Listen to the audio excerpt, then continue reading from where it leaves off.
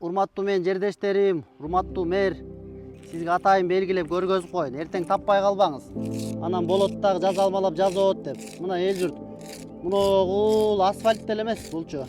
Бул жөн эле могу көрдүңүздөрбү? Мына кум шагылда. 5.740.263 сомго бүткөн. Бүгүн 26 ноябрь. Хотя жалбыран шыбыр коюп берген, жалбыран деп бүтүн төгүлбөсө да. Мына ушундай кайдыгы карап урачат да, короче. Бир элеман тендишик.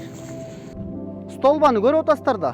Бул столба, бул коомдук ачык жайда болуш керек. Ачык, бирөөнүн үйүндө эмес бул. Буну караңыздар эми муну. Муну колодезди караңыздар эми. Буну деңгээли эмне болуп кеткен? Велосипед тээп келаткан, же башкалар эмне болот эми бул жерде? Сөзсүз баллону жарылып, же болбосо дискасы ийилип кетиш керек да. Мына ушул нерселердин баарын ким кабыл алды? Кантип кабыл алды? Мен таң калам да ушуларга. Же оңдоп кой деген адам жок да.